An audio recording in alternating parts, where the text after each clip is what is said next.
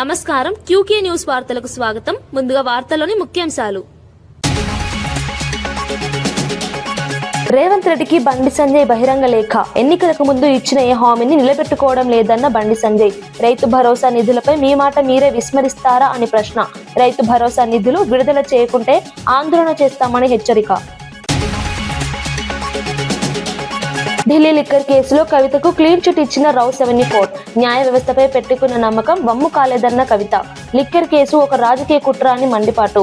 రాజకీయ కారణాలతోనే కేసు పెట్టారని ఆరోపణ. తనకు అండగా నిలిచిన అందరికీ ధన్యవాదాలు తెలిపిన కవిత. పాల కల్తీ ఘటనలపై సీదిరి తీవ్ర విమర్శలు. ప్రజారోగ్య పర్యవేక్షణ పూర్తిగా విఫలమైందన్న ఆరోపణ. నీటి నాణ్యత తనిఖీల్లో నిర్లక్ష్యం జరిగిందని వ్యాఖ్య. బాధ్యులపై కఠిన చర్యలు తీసుకోవాలని డిమాండ్.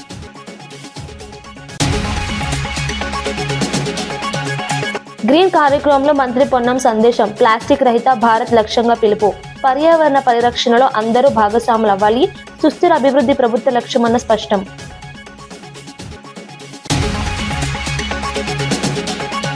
ఎస్సీ వర్గీకరణపై మందకృష్ణ మాదిగ వ్యాఖ్యలు. దీర్ఘకాల ఉద్యమానికి ఫలితాల గుర్తింపు.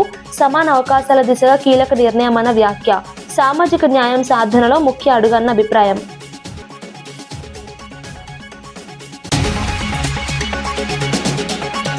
మంగళగిరి మాజీ ఎమ్మెల్యే ఆళ్ల రామకృష్ణారెడ్డి సీఎం చంద్రబాబుపై చేస్తున్న ఆరోపణలు పూర్తిగా రాజకీయ ప్రేరితమైనవని వైసీపీ నేత పచ్చల శ్యాంబాబు ఆరోపించారు. రాబోయే ఎన్నికల్లో టికెట్ దక్కించుకోవడానికే ఇలాంటి వ్యాఖ్యలు చేస్తున్నారని విమర్శించారు. ప్రజా సమస్యలపై చర్చించకుండా వ్యక్తిగత ఆరోపణలతో ముందుకు రావడం దురదృష్టకరమన్నారు. ఆధారాలు లేకుండా సీఎంపై ఆరోపణలు చేయడం ప్రజలను తప్పుదారి పట్టించే ప్రయత్నమని పేర్కొన్నారు. ఎన్నికల సమయం దగ్గర పడుతున్న వేళ రాజకీయ లాభం కోసం నాటకాలు ఆడుతున్నారని మండిపడ్డారు. నిజాయితీ రాజకీయాలు చేయాలంటే ప్రజల అభివృద్ధి అంశాలపై మాట్లాడాలని సూచించారు. వ్యక్తిగత విమర్శలు కాకుండా ప్రజా ప్రయోజనాల కోసం పోటీ పడాలని అన్నారు. ప్రజలు అన్ని గమనిస్తున్నారని, అసత్య ఆరోపణలకు సమాధానం ఎన్నికల ఫలితాల్లో తెలుస్తుందని తెలిపారు. జోగులాంబ గద్వాల జిల్లాకు చెందిన చల్లా వెంకట్రామరెడ్డి కట్టుబాటు గల నాయకుడని ఆయన అనుచరులు పేర్కొన్నారు. అధికారంలో ఉన్నంత కాలం వ్యక్తిగత ప్రయోజనాల కోసం ఒక్క రూపాయి కూడా అడగలేదని చెప్పారు. ఎప్పుడూ తన నియోజకవర్గం అభివృద్ధి గురించి ఆలోచించేవారని వివరించారు. ప్రభుత్వం మారిన తర్వాత కూడా ప్రాంతానికి నీళ్లు రావడం లేదని పట్టుబట్టి సీఎం జగన్ కు ఫోన్ చేయమని కోరిన సంఘటన ఆయన నిబద్ధతకు నిదర్శనమన్నారు. ప్రజా సమస్యలపై మొండిగా నిలబడే స్వభావం ఆయనదని తెలిపారు. ప్రాంతీయ అభివృద్ధి కోసం ఏ స్థాయికైనా వెళ్లే ధైర్యం ఉన్న నాయకుడు అని ప్రశంసించారు. రాజకీయాల్లో ఇలాంటి కమిట్మెంట్ ఉన్న నేతలు అరుదని పేర్కొన్నారు. అట్లాంటి వెంకటరామరెడ్డి గారు మీకు నాయకుడిగా ఉండడం నిజంగా కూడా మీ అదృష్టం. ఎందుకంటే ప్రజల పనుల విషయంలో కూడా నాకు ఒకటే చెప్పినాడు, అన్నా ఈసారి మనం అధికారం పోయింది, నాకు బాధగా ఉంది అన్నాడు. ఎందుకన్నా ఏం బాధ అంటే, లేదన్నా నేను చాలా కొట్లాడిన ప్రతిపక్షంలో, కొట్లాడి అలసిపోయిన. నిజానికి ఈసారి గవర్నమెంట్ వస్తే నేను మా అలంపూరు చరిత్రలో ఎన్నడూ జరగని అభివృద్ధిని చేసి చూపెడదాం అనుకున్నాను. కేసీఆర్ గారికి నా మీద ప్రేమ ఉంది. నాకు తప్పకుండా నేనేది అడిగినా చేసేటోడు. బ్యాడ్ లక్ ఏంటంటే నేను కొద్దిగా లేటుగా, నిజానికి ఒక దశలో నేను రాజకీయమే వదిలేద్దాం అనుకున్నా. కానీ కేసీఆర్ సార్ నన్ను పిలిచి ఎమ్మెల్సీ ఇచ్చి నన్ను కూర్చోబెట్టి నువ్వు ఉండాల వెంకట్రామ్ అంటే నేను ఉన్నాను. నాకంటూ వ్యక్తిగతంగా ఏమీ లేదన్నా, నా కాన్స్టిట్యున్సీ నా జిల్లా బాగుండాలా అని నిజంగా చెప్తున్నాను. నేను అధికారంలో ఉన్ననాడు కూడా ఒక్కటంటే ఒక్క రూపాయి పని కూడా అడగలేదు వెంకటరామరెడ్డి గారు. ఒక్క రూపాయి పని కూడా. ఏమన్నా అడిగినంటే మా కాన్స్టిట్యున్సీ, మాకు అలంపూర్కి ఇది కావాలా. ఒకరోజు అయితే మన గవర్నమెంట్ పోయింది అనుకుంటా, ఇప్పుడు పోయినాక వచ్చినాడు రోజు వచ్చి, మాకు నీళ్లు రావాలా, నువ్వు జగన్ అన్నకు ఫోన్ చేయంటాడు. అన్న ఇప్పుడు మనం గవర్నమెంట్లో లేమే, మనకు ఇప్పుడున్న గవర్నమెంట్ చేయాల్సిన పని మనం ఏందన్నా అంటే, అప్పుడు గవర్నమెంట్లో ఉన్నామా లేదా, లేవనుకుంటా. ఫోన్ చేయన్నారు అంటే ఫోన్ చేస్తే జగన్మోహన్ రెడ్డి గారు కూడా అన్నాడు, ఎవరు నీకు వెంకటరామ్ చెప్పినాడా అన్నాడు. అవునన్నా చెప్పినాడు అంటే, నాకు కూడా ఆల్రెడీ చెప్పినాడు, మరి నీకు కూడా చెప్పిస్తున్నాడు. మొత్తానికైతే మొండోడు అంటే అంత కమిట్మెంటు. ఇప్పుడు ఏం అవసరం ఉంది, మేము గవర్నమెంట్లో లేము, ఈ గవర్నమెంట్ని తిట్టుకుంటా నడిపించేయచ్చు. వీళ్ళు చేయట్లేదా, వీళ్ళు చేయాల్సిన పని చేయట్లేదు, వీళ్ళని పట్టించుకోవట్లేదు, దున్నపోతు మీద వానబడ్డట్టున్నారని దులుపుకోవచ్చు. కానీ ప్రజల మీద, రైతాంగం మీద, ప్రాంతం మీద, నియోజకవర్గం మీద ప్రేమ ఉండే మనిషి అయితే యాడికన్నా పోయి, ఎంత దూరం అన్నా పోయి పని చేసుకొచ్చే తత్వం వెంకటరామరెడ్డి గారిది. మరి అదే లక్షణం రాజమహేంద్రవరం పాలు కల్తీ ఘటన, శ్రీకాకుళంలో నీటి కలుషిత ఘటనలపై మాజీ మంత్రి సీదిరి అప్పలరాజు తీవ్ర ఆందోళన వ్యక్తం చేశారు. ప్రస్తుత ప్రభుత్వంలో ప్రజారోగ్య పర్యవేక్షణ పూర్తిగా విఫలమైందని ఆరోపించారు. తురకపాలెం మరణాల వంటి ఘటనలు ముందస్తు జాగ్రత్తలు తీసుకోకపోవడం వల్లనే జరిగాయని పేర్కొన్నారు. పాలు, నీటి నాణ్యత తనిఖీలో నిర్లక్ష్యం జరిగిందని విమర్శించారు. బాధ్యులైన అధికారులపై కఠిన చర్యలు తీసుకోవాలని డిమాండ్ చేశారు. ప్రజల ప్రాణాలకు సంబంధించి వ్యవస్థలు మరింత అప్రమత్తంగా పనిచేయాలని సూచించారు. భవిష్యత్తులో ఇలాంటి ఘటనలు పునరావృతం కాకుండా పారదర్శక దర్యాప్తు అవసరమని పేర్కొన్నారు. ప్రజారోగ్యంపై ప్రభుత్వం ప్రత్యేక దృష్టి పెట్టాలని డిమాండ్ చేశారు. Diarrheal outbreak in Vijayawada city. Similarly, according to the government data, there are 61 instances of waterborne diarrheal instances in Andhra Pradesh since the onset of this alliance government. That's nearing about 20 months. Out of the 61 instances, nearly about 34 to 35 incidences occurred in school-going children, hostel children, like BC hostels, SC welfare hostels, ST hostels. What I mean, 35 incidences occurred in government institutions only. My idea is, every time our Chief Minister Chandrababu Naidu speaks about brand AP image, he discusses about quantum computers every time. He always speaks about artificial intelligence. And he is very much interested in making MOUs with the companies in the respective sectors. But the true image is, yesterday I found one news in newspaper, one farmer, he is bringing his wife as a patient on his own bullock cart. Why? Because the 108 ambulance is not available. A farmer bringing his sick wife to the hospital on a bullock cart. That is the true scenario in Andhra Pradesh. Tribal men taking their sick patients by dolly because the ambulance itself is sick in tribal areas. That is the true scenario. Where are we going? What are all these government institutes are doing? I don't understand. The entire public health sector is sick in Andhra Pradesh. The MLAs, ministers are playing kabaddi at this time of precious situation. New Year cases are reporting in Srikakulam city. The diarrheal outbreak is being exposed to newer areas now. Even in Rajahmundry. Delhi మద్యం policy కేసులో court clean chit ఇవ్వడంతో మాజీ MP కవిత భావోద్వేగంగా స్పందించారు. కష్టకాలంలో తనకు అండగా నిలిచిన ప్రతి ఒక్కరికి కృతజ్ఞతలు తెలిపారు. తీర్పు వచ్చిన వెంటనే తన తల్లి ఆశీర్వాదం తీసుకున్నానని చెప్పారు. తాను ఎలాంటి తప్పు చేయలేదని కోర్టు తీర్పుతో స్పష్టమైందని అన్నారు. తనపై వచ్చిన ఆరోపణలు రాజకీయంగా ప్రేరేపించబడినవని భావిస్తున్నానని పేర్కొన్నారు. ఈ అనుభవం తనకు మరింత ధైర్యం, నమ్మకం ఇచ్చిందని తెలిపారు. ప్రజల సేవలో మరింత కట్టుబాటుతో ముందుకు సాగుతానని వెల్లడించారు. న్యాయ వ్యవస్థపై తనకు సంపూర్ణ విశ్వాసం ఉందని చెప్పారు. ఇవాళ న్యాయ వ్యవస్థ కాపాడిందని చెప్పి మేము నమ్ముతా ఉన్నాం. ఈ దేశంలో ఏదైతే ఒక పొలిటికల్ వెండెటా నడుస్తోందో దానిలో భాగంగా పెట్టినటువంటి కేసుల నుంచి ఖచ్చితంగా కడిగిన ముత్యంలాగా నేను బయటికి వస్తానని నేను చెప్పడం జరిగింది. మరి అదే విధంగా ఇవాళ రావడం జరిగింది. ఎక్కడ నా తప్పు లేకుండా ఒక రాజకీయ పరంగా ఈ కేసు పెట్టారని చెప్పి మేము పదే పదే చెప్పిందే ఇవాళ నిజమైంది.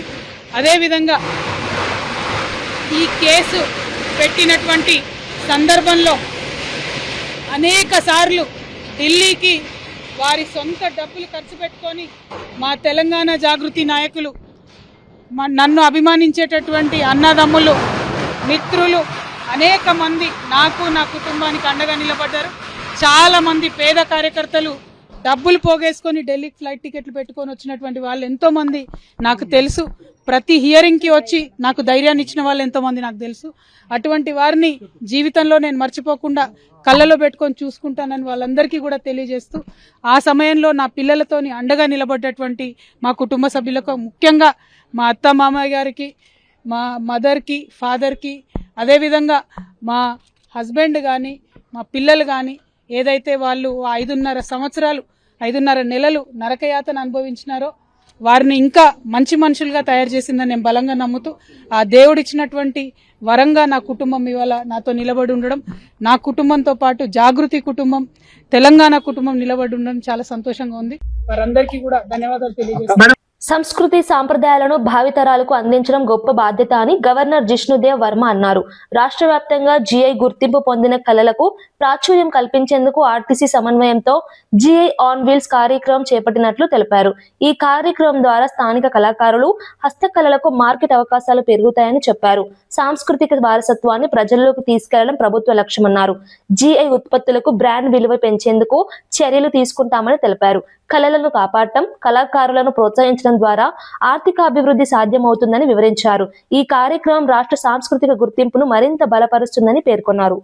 प्लेटफॉर्म जो आर्ट आर्टिजन्स और स्टेट को एक ही मंच में लाता है. A society that is driven by its स्वाभिमान or self-respect is a society that will progress. A society without self-respect, only cash respect, cannot grow. So we'll have to build a society that respects its own culture, respects its own art forms, and this is the effort. एक प्रयास है ये, कैसे हम future generation के पास हमारे संस्कृति को ले जाए. ఈ జిఐ ట్యాక్స్ కు సంబంధించినటువంటి ప్రొడక్ట్స్ ను ప్రచారం చేయడానికి ఆర్టీసీ జిఐ ఆన్ వీల్స్ అనే దేశంలోనే మొట్టమొదటిసారి ఈ కార్యక్రమం తీసుకుంది. తప్పకుండా మరింత విస్తృతంగా ఈ యొక్క ఉత్పత్తులను ప్రాచుర్యం కలిగజేయడానికి ఆర్టీసీ సంస్థ అన్ని వేళలా సిద్ధం ఉంటుందనే మాట ఈ సందర్భంగా తెలియజేస్తూ గవర్నర్ గారి ఆలోచన మేరకు ఈ కార్యక్రమంలో ఆర్టీసీ భాగస్వామ్యమైందని సంతోషంగా తెలియజేస్తూ అందరికీ కూడా నా హృదయపూర్వకంగా శుభాకాంక్షలు చెప్తూ సెలవు తీసుకున్నాం. ఖమ్మం భూదాన్ భూముల్లో ఇళ్ల కూల్చివేతలపై కేంద్ర మంత్రి బండి సంజయ్ తీవ్రంగా మండిపడ్డారు. పేదల ఇళ్లను కూల్చివేయడం అమానుషమని వ్యాఖ్యానించారు. సీఎం అయ్యే ముందు చేసిన హామీలను రేవంత్ రెడ్డి గుర్తు చేసుకోవాలని సూచించారు. ఎన్నో ఏళ్లుగా నివాసం ఉంటున్న నిరుపేదల ఇళ్లను స్వార్థ ప్రయోజనాల కోసం నేలమట్టం చేశారని ఆరోపించారు. పేదల పట్ల ప్రభుత్వానికి కనీస సానుభూతి లేదని విమర్శించారు. భూదాన్ భూముల్లో నివసిస్తున్న వారికి రక్షణ కల్పించాల్సిన బాధ్యత ప్రభుత్వానిదేనని అన్నారు. ఇలాంటి చర్యలు ప్రజల అసంతృప్తిని పెంచుతాయని హెచ్చరించారు. పేదల పక్షాన బీజేపీ పోరాటం కొనసాగుతుందని తెలిపారు. భూదాన్ భూములు అంటున్నారు. నువ్వు పేదలకు ఇదే రాష్ట్ర ముఖ్యమంత్రి గారు ఏమన్నారు? గతంలో బీఆర్ఎస్ పార్టీ ప్రభుత్వం కూల్స్తే పాపం తగులుతుంది మీకు, కూల్చి పేదలు ఇల్లు కూల్స్తారా, ఇప్పుడు కూల్స్తారా అన్నాడు. నేను పడుతున్నా ఇప్పుడు కూర్చోడానికి కారణమేంది? ముఖ్యమంత్రిగా లేనప్పుడు ఒక మాట, ముఖ్యమంత్రి ఉన్నప్పుడు ఒక మాట. ఇలా కాస్ట్లీ భూములు అంటే కాస్ట్లీ భూములు పేదోళ్ళు వాళ్ళు కాస్ట్లీ భూమి అని వేసుకోలే, వాళ్ళు విల్లు కట్టుకోలే. ఎప్పటి నుంచో తరతరాల నుంచి వాళ్ళు ఉంటున్నారు. పేదోళ్ళ ఇండ్లు కూర్చోడానికి మీకు చేతి ఎట్లా వచ్చినాయా? మీకు ఇప్పటికే హైడ్రా పేరుతోనే సర్వనాశనం చేశారు. మూసీ పేరుతోనే ఇటు నాశనం చేస్తున్నారు. ఆడ ఖమ్మంలో భూదాన్ భూములు అని చెప్పి వాళ్ళ బతుకులు నాశనం చేస్తున్నారు. పేదోళ్ళు ఇండ్లు కట్టుకోవద్దా? పేదోళ్లకు సొంత ఇల్లు ఉండద్దా? నరేంద్ర మోడీ ప్రభుత్వము ఇండ్లు కట్టడానికి ముందుకు వస్తున్నది. దానికి సహకరించకుండా కాంగ్రెస్ పార్టీ ప్రభుత్వమే ఇండ్లు కూల్చడానికి పోటీ పడుతున్నది. ఇట్లా కూల్చుడు పెడితే మీ ప్రభుత్వం కూల్చారు రాసిపెట్టుకోండి, పేదలు దసుకోండి, మీ ప్రభుత్వం కూల్చారు రాసిపెట్టుకోండి. ముఖ్యమంత్రి స్థాయి వ్యక్తే మాట తప్పి మోసం చేసే ప్రయత్నం చేస్తే ఇంత మోసగారి ముఖ్యమంత్రి. ప్రకృతి పరిరక్షణ, సుస్థిర అభివృద్ధి ప్రభుత్వ ప్రాధాన్యతలతో ముఖ్యమని రాష్ట్ర రవాణా శాఖ మంత్రి పొన్నం ప్రభాకర్ పేర్కొన్నారు. ప్లాస్టిక్ రహిత భారత్ లక్ష్యంగా దక్షిణ కొరియా సంస్థ నిర్వహించిన గ్రీన్ సంగీత కచేరీలో పాల్గొన్నారు. పర్యావరణ పరిరక్షణలో ప్రతి ఒక్కరూ భాగస్వాములు కావాలని పిలుపునిచ్చారు. ప్రభుత్వ శాఖలు, స్వచ్ఛంద సంస్థలు కలిసి పనిచేస్తేనే స్థిరమైన అభివృద్ధి సాధ్యమని అన్నారు. పర్యావరణ హిత చర్యలు భవిష్యత్ తరాలకు మేలని పేర్కొన్నారు. సుస్థిర విధానాల ద్వారా అభివృద్ధి సాధించడం రాష్ట్ర లక్ష్యమని వివరించారు. మార్కెట్ కు ఇతరత్ర పోయినప్పుడు వాడే పరిస్థితి ఏర్పడుతుంది. దానిలో కూడా డేంజరస్ ప్లాస్టిక్ ఉంది, కొంత కన్జ్యూమబుల్ యూజబుల్ ప్లాస్టిక్ ఉంది. ఇట్లా రకరకాల కేటగిరీ ఉన్నప్పుడు వీళ్ళు చెప్పే ప్రోగ్రాం ద్వారా తప్పకుండా మనందరం కొంత చైతన్యమై వారు ఎక్కడి నుంచో మనకు చెప్పడానికి వస్తా ఉన్నప్పుడు మన చేతుల్లోనే అవగాహన కలిగి, చదువు కలిగి, నలుగురికి మార్గదర్శకత్వం చేయగలిగినటువంటి సెక్రటరీ ఉద్యోగులు తప్పకుండా 4 ఇంతల స్ఫూర్తిదాయకంగా స్పందించి మీ ద్వారా తెలంగాణ యావత్తుకు ఒక మంచి మార్గం దొరుకుతుంది, మీ యొక్క ప్రభావం యావత్ తెలంగాణ ఉద్యోగం మీద పడుతుంది అనేటువంటి ఆకాంక్షని సందర్భంగా నేను వ్యక్తం చేస్తాను. ఎస్సీ వర్గీకరణ ఫలాలు మాదిగలకు అందడంలో సీఎం చంద్రబాబు సహకారం మరవలేనిదని ఎంఆర్పీఎస్ వ్యవస్థాపక అధ్యక్షుడు మంద కృష్ణ మాదిగ అన్నారు. వర్గీకరణ అమలులో ప్రభుత్వం కీలక నిర్ణయాలు తీసుకుందని పేర్కొన్నారు. మాదిగ సమాజానికి న్యాయం జరిగేలా చేసిన కృషిని ప్రశంసించారు. సామాజిక న్యాయం కోసం దీర్ఘకాలంగా సాగిన ఉద్యమానికి ఫలితాలు వస్తున్నాయని తెలిపారు. వర్గీకరణ ద్వారా సమాన అవకాశాలు లభిస్తాయని అన్నారు. ఈ దిశగా తీసుకున్న చర్యలకు కృతజ్ఞతలు తెలిపారు. ఆ చంద్రబాబు నాయుడు గారి ఫలితమే మళ్ళీ ఇక్కడ దాకా వచ్చేసింది. మళ్ళీ ఇప్పుడు వర్గీకరణ మళ్ళీ జరిగే సమయానికి మళ్ళీ ఎన్డీఏ ప్రభుత్వమే ఉన్నది. అందులో ప్రధాన భాగస్వామి మళ్ళీ చంద్రబాబు నాయుడు గారు. అంతిమంగా సుప్రీంకోర్టు జడ్జిమెంట్ మనకు అనుకూలంగా వచ్చే సమయానికి పెద్దలు గౌరవ చంద్రబాబు నాయుడు గారు కూడా అప్పుడు జగన్ గారి గవర్నమెంట్ కొనసాగుతున్న దశలో కానీ ఎస్సీ వర్గీకరణ మీద అనుకూలంగా మాట్లాడడానికి కేసే ఆంధ్రప్రదేశ్ కేసు. సుప్రీంకోర్టులో కేసు నడిచింది ఈవి చిన్నయ్య వర్సెస్ ఆంధ్రప్రదేశ్ కేసు.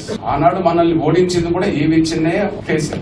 ఆంధ్రప్రదేశ్ ప్రభుత్వం తరఫున ఒక లాయర్ను పెట్టమని ఎన్నిసార్లు తిరిగినా కూడా జగన్ గారు వర్గీకరణకు అనుకూలంగా లాయర్ను పెట్టడంలో కూడా ఆయన నిర్లక్ష్యం చేశారు, మనందరూ తెలుసు. కానీ లాయర్ను పెట్టడానికి సహాయం అందించడంలోనూ మనకు అనుకూలంగా నిర్ణయాలు రావడంలో కేంద్రంతో మాట్లాడడంలోనూ అంతిమంగా సమస్య పరిష్కరించడంలోనూ గౌరవ నారా చంద్రబాబు నాయుడు గారు అప్పటికి ముఖ్యమంత్రి కాలేదు. కాళేశ్వరం ప్రాజెక్టుపై సీబీఐ విచారణకు కేంద్రం సిద్ధంగా ఉందని బీజేపీ మెదక్ ఎంపీ రఘునందన్ రావు స్పష్టం చేశారు. ప్రాజెక్టులో జరిగిన అనుమానాస్పద అంశాలపై సమగ్ర దర్యాప్తు అవసరమని పేర్కొన్నారు. ప్రజాధనం వినియోగంపై పారదర్శకత ఉండాలని అన్నారు. తప్పులు జరిగి ఉంటే బాధ్యులపై చర్యలు తీసుకోవాలని డిమాండ్ చేశారు. సత్యం వెలుగులోకి రావాలని ప్రజలు కోరుకుంటున్నారని తెలిపారు. కేంద్రం విచారణకు సహకరించడానికి సిద్ధమని వెల్లడించారు.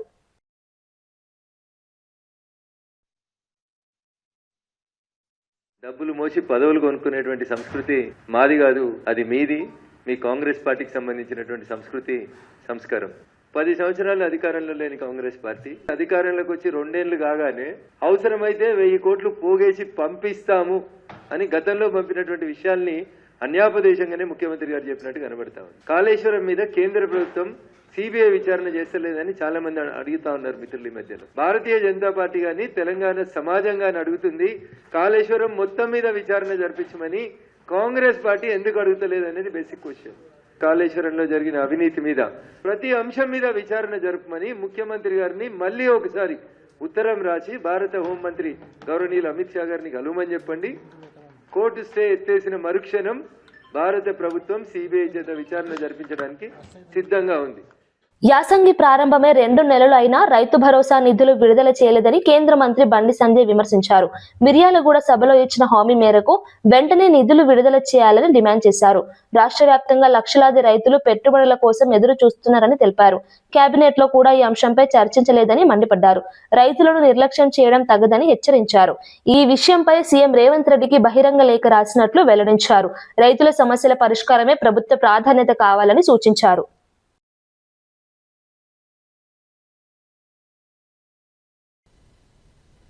మిర్యాలగూడ సభలో రైతు బంధు వేస్తా 9,000 కోట్ల రూపాయలు రెడీ ఉన్నాయి వేస్తా అన్న ముఖ్యమంత్రి గారు మరి రైతు భరోసా వేసే ఉద్దేశం లేదు. ఇప్పటికీ ఈ 2 విడతలు కలిపి 20,000 కోట్ల రూపాయలు కేటాయించాలి బడ్జెట్. ఇక నెక్స్ట్ రెడీ ఉన్నది. నాకు తెలిసి 3 విడతలు ఇప్పుడు ఇవ్వాల్సిందే. ఇక 3 విడతలు వచ్చి 27,000 కోట్ల రూపాయలు ఇవ్వాలి. ఇస్తారా ఇయ్యరా? ఇట్లా మోసం చేస్తేనే బీఆర్ఎస్ పార్టీ ఇంట్లో కూర్చోబెట్టారు. ఇలా మీరు మోసం చేస్తే మీ విషయంలో కూడా ప్రజలు ఆలోచిస్తున్నారు కూడా. మొదటి విడత వేయాలి, ఇప్పుడు ఈ విడత వేయాలి, నెక్స్ట్ విడత కూడా కలిపి ఇప్పుడు వేస్తే రైతులకు ఉపయోగపడుతుంది. జోగులాంబ గద్వాల జిల్లాకు చెందిన చల్లా వెంకట్రామిరెడ్డి కట్టుబాటు గల నాయకుడిగా పలువురు కొనియాడుతున్నారు. అధికారంలో ఉన్నంత కాలం వ్యక్తిగత ప్రయోజనాల కోసం ₹1 కూడా అడగలేదని ఆయన సన్నిహితులు తెలిపారు. ఎప్పుడూ తన నియోజకవర్గం, జిల్లా అభివృద్ధి గురించి ఆలోచించేవారని చెప్పారు. ప్రభుత్వం మారిన తర్వాత కూడా ప్రాంతానికి నీటి సమస్య ఉందని పట్టుబట్టి ఆయన ప్రజానిబద్ధతకు ఉదాహరణగా పేర్కొన్నారు. ఈ విషయంలోనైనా మొండిగా తన ప్రాంత హక్కుల కోసం పోరాడే నాయకత్వం ఆయనదని అభిప్రాయపడ్డారు. రాజకీయాల్లో పదవులు వస్తాయా పోతాయా అనేది ముఖ్యం కాదని, ప్రజల ప్రయోజనం ముఖ్యమన్న ధోరణితో పనిచేసేవారని అన్నారు. ఇలాంటి కమిట్మెంట్ ఉన్న నేతలు అరుదని, యువత ఆయనను ఆదర్శంగా తీసుకోవాలని సూచించారు. 34 మంది, ఒక Pisces 109, women Pisces 35, home guards 13, అంతా కలిపి టోటల్గా 250 మెంబర్ స్టాఫ్. దీంతో పాటుగా టాస్క్ ఫోర్స్ అంటే SOT, traffic, AHTU, crimes teams వీళ్ళందరూ కూడా సిపి గారి ఆదేశాల మేరకు పాల్గొనడం జరిగింది. ఈ క్యాసో యొక్క ముఖ్యమైన ఉద్దేశం ఏంటంటే ప్రజలలో ఒక రకమైనటువంటి కాన్ఫిడెన్స్, భద్రతాభావాన్ని కల్పించడం, దాంతోపాటుగా అసాంఘిక శక్తుల్లో వాళ్ళలో డిటరెన్స్ కలిగించడం. మనం ఏదైనా తప్పుడు పనులు చేసినా, ఏదైనా ప్రజల్ని భయాందోళనకు గురి చేసినా కానీ పోలీసు మనల్ని వాచ్ చేస్తుంది అనేటువంటి భావం కలిగించడం. అదేవిధంగా ఇతర రాష్ట్రాల నుంచి ఎవరెవరు వచ్చారు, వాళ్ళు ఏమేమి యాక్టివిటీస్ చేస్తున్నారు ఇక్కడ అనేది, అదేవిధంగా రౌడీ షీటర్స్ కానీ, కమ్యూనల్ విషయాలకి పాల్పడే కమ్యూనల్ ఆందోళనలకు పాల్పడే వాళ్ళని డిటరెన్స్లో ఉంచే దానికోసం ఈ కార్డినెన్స్ స్విచ్ ఆపరేషన్ చెప్పడం జరిగింది. దాంట్లో భాగంగా ఈరోజు ఒక 411 ఇళ్ళని మా టీమ్స్ 20 టీమ్స్ చేసి ఆ 411 ఇళ్ళని మేము సెర్చ్ చేసాము. దాంట్లో భాగంగా మాకు కొన్ని ఐటమ్స్ని సీజ్ చేయడం జరిగింది. అవి ఏంటంటే 32 టూ వీలర్స్, ఇవన్నీ కూడా వితౌట్ ప్రాపర్ డాక్యుమెంట్స్ ఉన్న 2 వీలర్స్, 3 వీలర్స్ ఒక 3 వీటిని మేము సీజ్ చేసాము. గుట్కాకి సంబంధించి ఒక 2 పర్సన్స్ నుంచి ఒక 6 బ్యాగ్స్లో 80,000 వర్త్ గుట్కా సీజ్ చేయడం జరిగింది. దీనికి సంబంధించి 2 కేసులు కడతాము.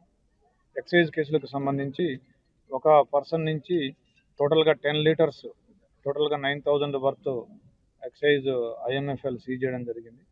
దానికి సంబంధించి ఒక కేసు రిజిస్టర్ చేయబడుతుంది. రేవంత్ సర్కార్ రెవెన్యూ వ్యవస్థను భ్రష్టు పట్టిస్తోందని మాజీ మంత్రి హరీష్ రావు ఆరోపించారు. సిద్దిపేట అర్బన్ MRO కార్యాలయాన్ని ఆకస్మికంగా సందర్శించిన ఆయన రెవెన్యూ సదస్సుల పేరిట రైతులు పెట్టుకున్న లక్షల దరఖాస్తులు పరిష్కారం కాకుండా పెండింగ్ లో ఉన్నాయని విమర్శించారు. దాదాపు 10 నెలలుగా సమస్యలు పరిష్కరించకపోవడం రైతులపై అన్యాయమని అన్నారు. ప్రభుత్వ నిర్లక్ష్యంతో ప్రజలు ఇబ్బందులు పడుతున్నారని ఆరోపించారు. వెంటనే పెండింగ్ దరఖాస్తులను పరిష్కరించాలని డిమాండ్ చేశారు.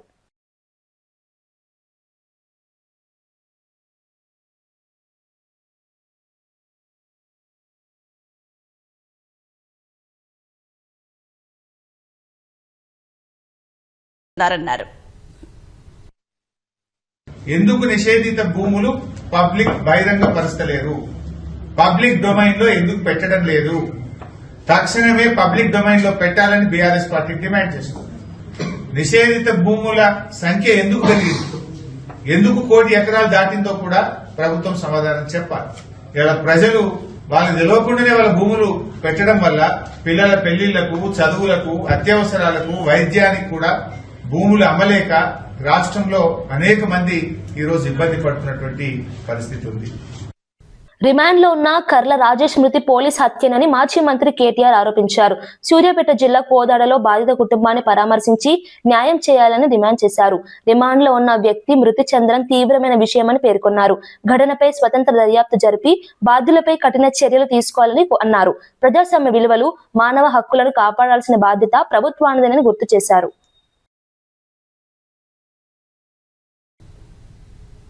ఆ దళిత యువకుడి హత్య లాకప్ లో ఇది ప్రభుత్వం చేసిన హత్యే. ఆ హత్యకు బాధ్యులైన డిఎస్పీని, సిఐని, ఎస్ఐని ఖచ్చితంగా డిస్మిస్ చేయాలి. సర్వీస్ నుంచి డిస్మిస్ చేయాలి. అట్లాగే ఆ ప్రభుత్వం తరపున గతంలో కేసీఆర్ గారి ప్రభుత్వం ఉన్నప్పుడు మరియమ్మ గారు అనే ఒక దళిత మహిళ ఆనాడు అడ్డగూడూరు పోలీస్ స్టేషన్ లో మన తుంగతుర్తి నియోజకవర్గంలో ఇట్లాగే జరగకూడని దురదృష్టకర సంఘటన జరిగితే ఆ కుటుంబానికి 35 లక్షల నష్టపరిహారం ఇచ్చి, కుటుంబంలో ఒకరికి ఉద్యోగం ఇచ్చి, ఇల్లు కట్టించి వారం రోజుల లోపలనే ఆ అధికారులను కూడా డిస్మిస్ చేసిన చరిత్ర కేసీఆర్ గారి ప్రభుత్వాన్ని. మరి వాళ్ళ ఈ ప్రభుత్వాన్ని నేను అడుగుతా ఉన్నా, మీనమేషాలు ఎందుకు లెక్క పెడతా ఉన్నారు? వార్తలు ముగించే ముందు ముఖ్యాంశాలు మరోసారి. రేవంత్ రెడ్డికి బండి సంజయ్ బహిరంగ లేఖ. ఎన్నికలకు ముందు ఇచ్చిన ఏ హామీని నిలబెట్టుకోవడం లేదన్న బండి సంజయ్. రైతు భరోసా నిధులపై మీ మాట మీరే విస్మరిస్తారా అని ప్రశ్న. రైతు భరోసా నిధులు విడుదల చేయకుంటే ఆందోళన చేస్తామని హెచ్చరిక. ఢిల్లీ లిక్కర్ కేసులో కవితకు క్లీన్ చిట్ ఇచ్చిన రావు 74. న్యాయ వ్యవస్థపై పెట్టుకున్న నమ్మకం వమ్ము కాలేదన్న కవిత. లిక్కర్ కేసు ఒక రాజకీయ కుట్ర అని మండిపాటు. రాజకీయ కారణాలతోనే కేసు పెట్టారని ఆరోపణ. తనకు అండగా నిలిచిన అందరికీ ధన్యవాదాలు తెలిపిన కవిత. పాల కల్తీ ఘటనలపై సీదిరి తీవ్ర విమర్శలు. ప్రజారోగ్య పర్యవేక్షణ పూర్తిగా విఫలమైందన్న ఆరోపణ. నీటి నాణ్యత తనిఖీల్లో నిర్లక్ష్యం జరిగిందని వ్యాఖ్య. బాధ్యులపై కఠిన చర్యలు తీసుకోవాలని డిమాండ్.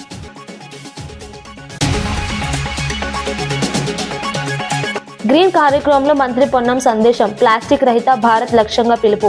పర్యావరణ పరిరక్షణలో అందరూ భాగస్వాములు అవ్వాలి. సుస్థిర అభివృద్ధి ప్రభుత్వ లక్ష్యమన్న స్పష్టం.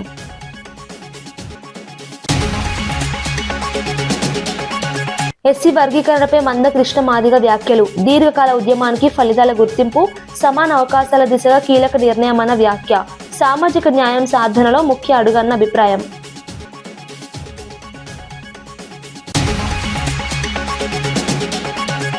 ఇవి ఈనాటి వార్తా విశేషాలు. మరో బులెటిన్లో మళ్ళీ కలుద్దాం. నమస్కారం.